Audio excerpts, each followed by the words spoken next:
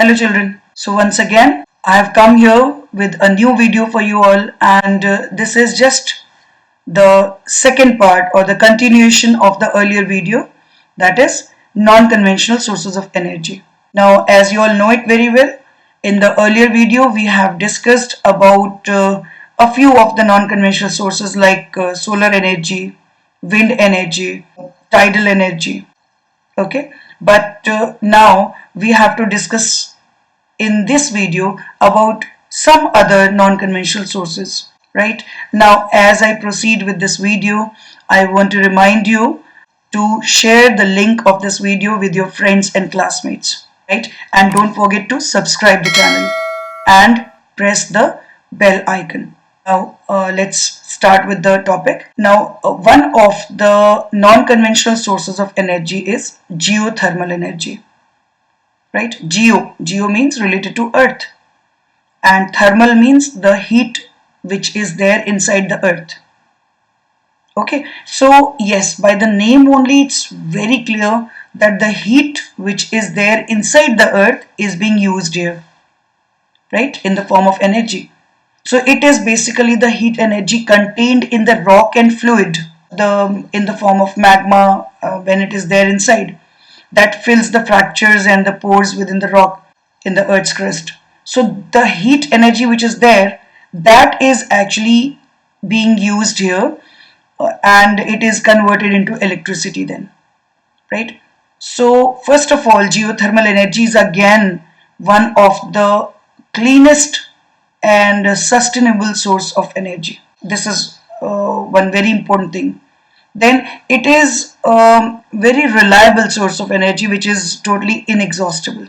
Okay, from inside the earth we can say that it will never end at all, right? The heat inside the earth, whatever is present, that heat is only being used here. So that is totally inexhaustible. Now, how the generation of geothermal energy can be done? Especially the resources of geothermal energy range from shallow ground to steam, hot water and hot rocks, right, which can be accessed by digging wells up to thousands of feet beneath the earth's surface. The extremely high temperatures in the deeper geothermal reservoirs are used for the generation of electricity then. And the high pressure steam spins a turbine, right, and then the turbine actually, when it starts moving, that rotates a generator, and then the electricity is produced. Okay, so this is how the electricity is generated out of the geothermal energy. Now what are the advantages of this source of energy?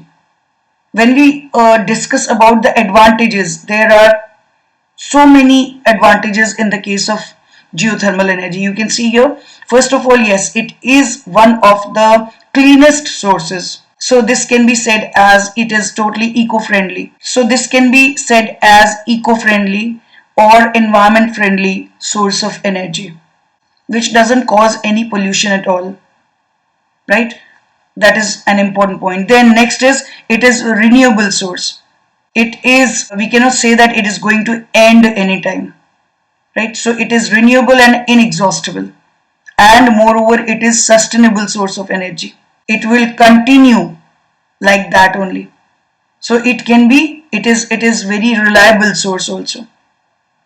Okay, moreover, when we are getting in the form of other non-conventional sources, there we are getting some alternatives in front of the fossil fuels.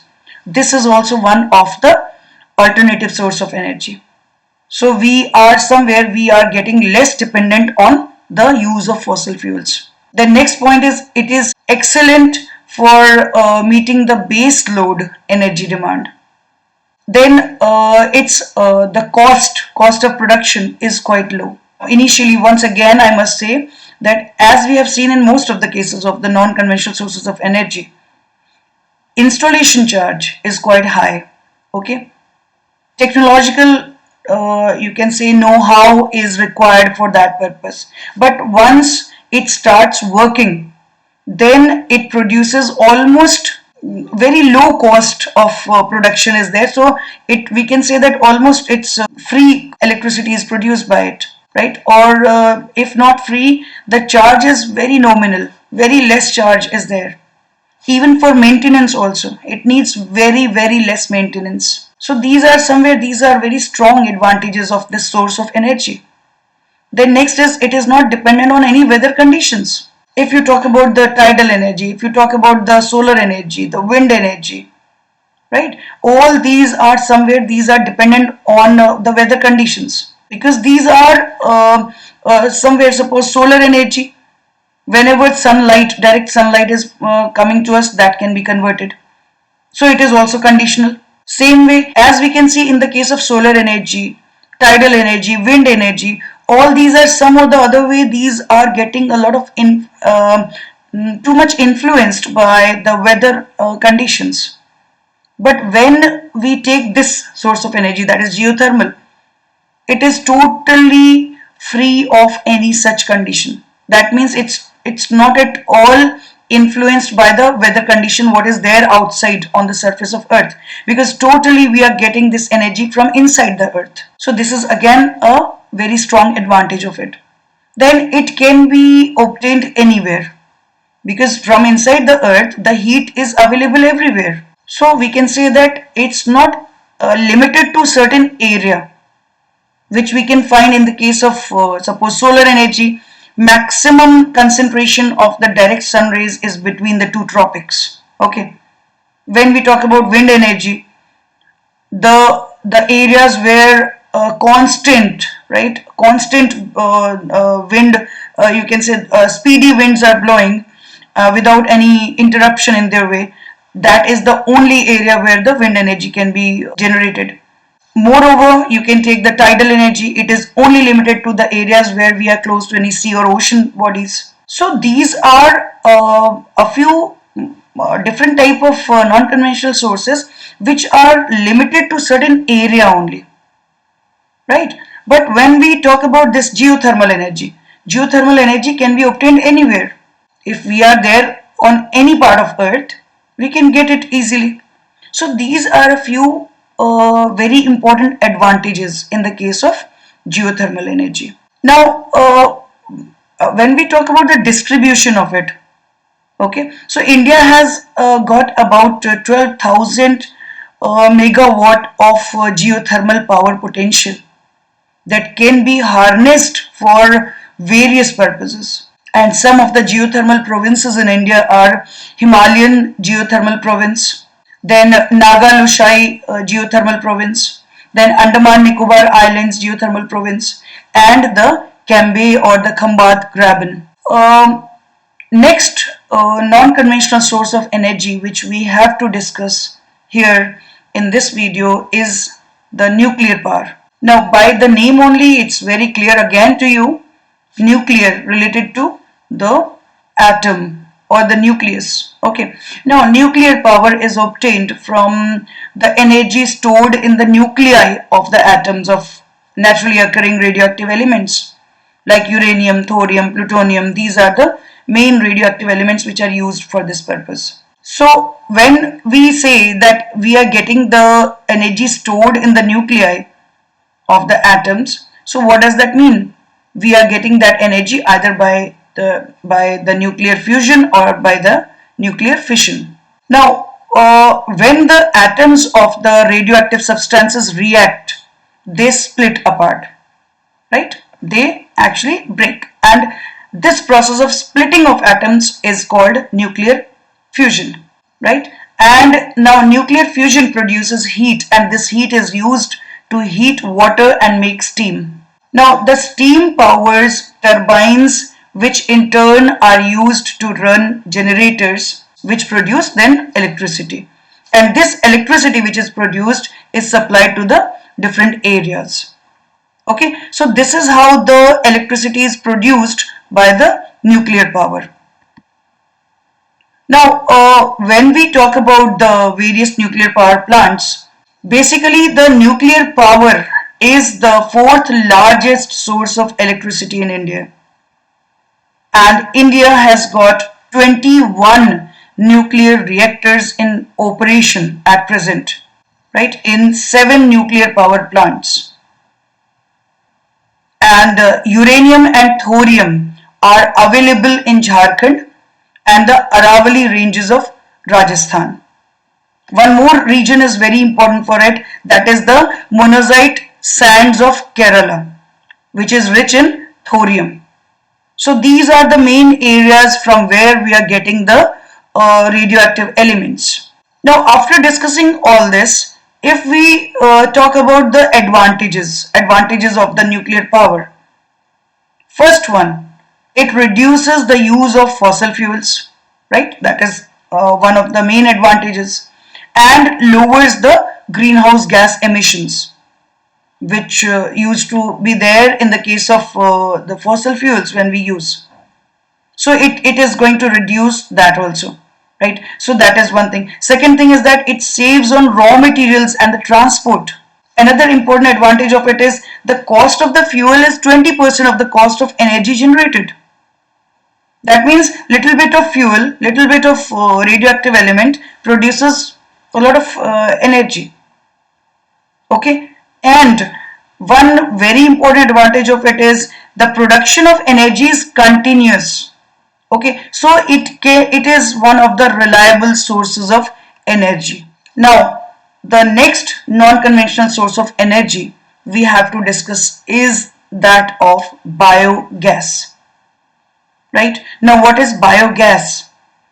It is basically composed of methane, carbon dioxide, hydrogen and hydrogen sulfide. Right? Now, it is produced by the anaerobic degradation, okay, of animal and plant wastes in the presence of water. And this anaerobic degradation means what? It means breaking down of organic matter by bacteria in the absence of oxygen.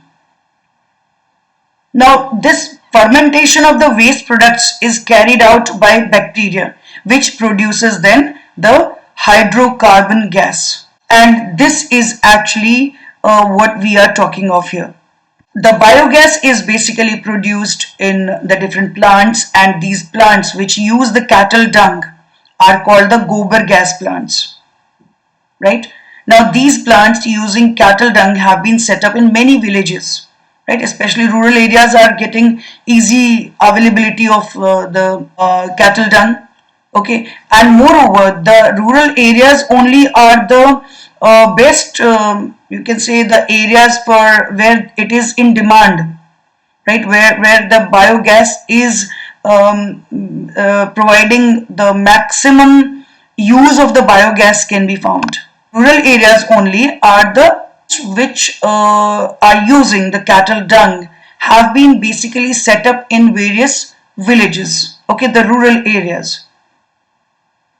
And if we say that why only villages, because they they provide the twin benefits to the farmers in the form of energy on one side, right? They are providing the easy cheap gas for cooking purpose and for electrification. That is one thing it is providing. And one very important part of it is the left out remain, or you can say the residue which is left after the production of gas. That residue is used up as an you can say very important manure. Okay, very good quality manure. So again, this manure can be used there only in the agricultural fields.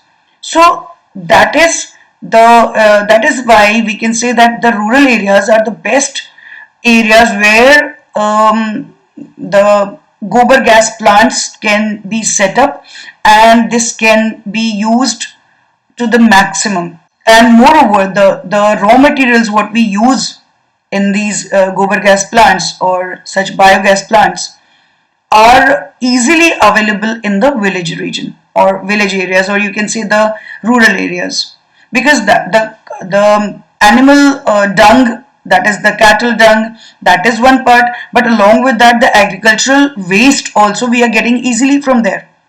So the agricultural waste is also being used as along with the dung.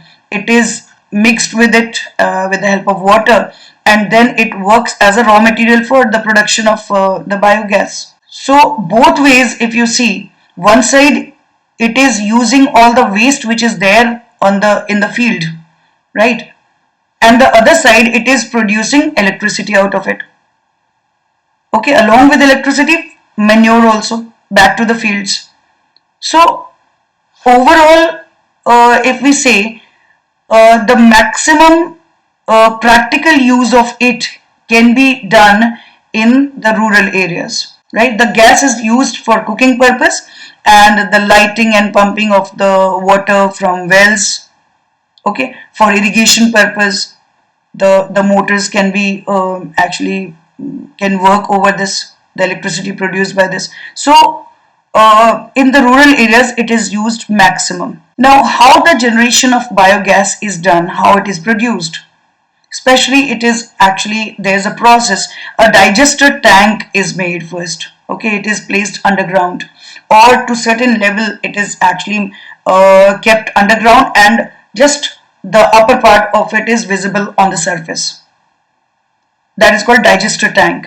Now this digester tank receives the dung, okay, and water mixture, and along with the dung and water mixture, you can say to some extent the agricultural waste is also mixed with it. Now this mixture through the inlet pipe is actually provided in it. Now while the other side of it discharges the spent slurry through outlet pipe.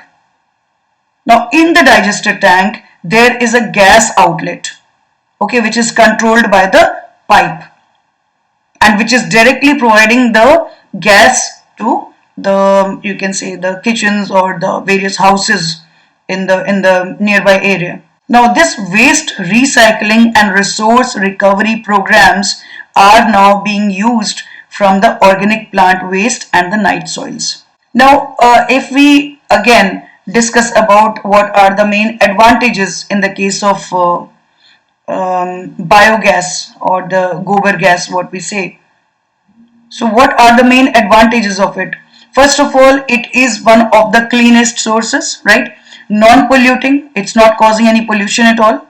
It is one of the cheapest source of energy, right? Moreover, it is actually environment friendly also, because on one side it is cleaning the environment. That means we are using the waste for the generation of electricity.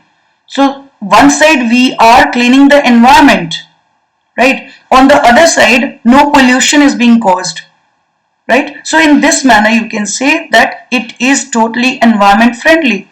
Then there is a direct supply of gas from the plant. There is no such requirement for storage of gas. Okay, gas is produced and it is directly supplied by the pipe. So there is no need of storage at all. Then the sludge, okay, the sludge which is left behind is a rich fertilizer which is containing bacterial biomass. So it's very good for the soil, okay, to increase the soil fertility. Then less dependence on inorganic fertilizers, because once we are getting this such a rich fertilizer from here, so it's not required to get any inorganic fertilizer from the market. So that is, again, we can say it is a very strong advantage of this source of energy. Moreover, the reduced dependence on the fossil fuels. No doubt, because when we talk about all the non-conventional sources, we are searching for all these alternatives in front of the fossil fuels. Because fossil fuels, one thing, these are limited in quantity. Moreover, they cause a lot of pollution. Along with the greenhouse gases are released, so that is causing the global warming ultimately. So instead of using the fossil fuel, we can use all these other alternatives which we are getting in the form of non-conventional sources. Okay, and the gobar gas or the biogas is one of them. So we can say this is again one of the important advantages of it, that is reduced dependence on the fossil fuels. And besides this, the reduction of waste and pathogens. Suppose we are using the waste for this purpose, okay, for generation of electricity. So we are reducing the total waste which is there on the surface, okay, on the earth. And moreover, the waste is of what type? That actually helps in increasing the pathogens here and there, so that can cause several diseases then. So we are reducing the waste as well as the pathogens. So this is all with this video, children. And as I wind up with this, I want to remind you once again that do share the link of this video with your friends and the classmates, and also do subscribe to the channel. So see you soon again in the next video. Till then, bye.